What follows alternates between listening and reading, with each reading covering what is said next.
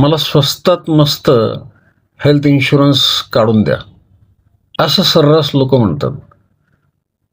तर याला एक मस्त छान उदाहरण सांगतो मी तुम्हाला, की माझा स्वतःचा इन्शुरन्स जो आहे 2006 मध्ये काढलेला आहे.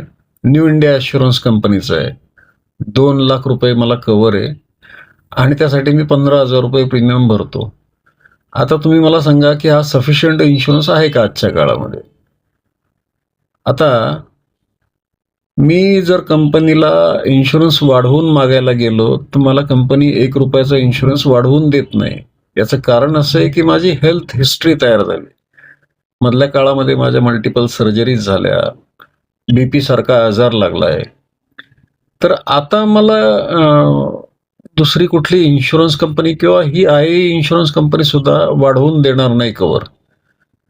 त्यामुळं कव्हर घेताना पुढची 20-25 वर्ष तुम्हाला ते सफिशियंट वाटेल, किमान एवढा हेल्थ हेल्थ इन्शुरन्स मागा.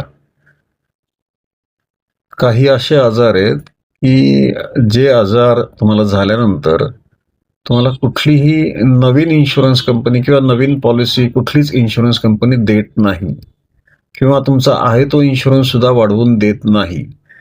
त्यामुळे घेतानाच तो सफिशियंट घ्या. धन्यवाद.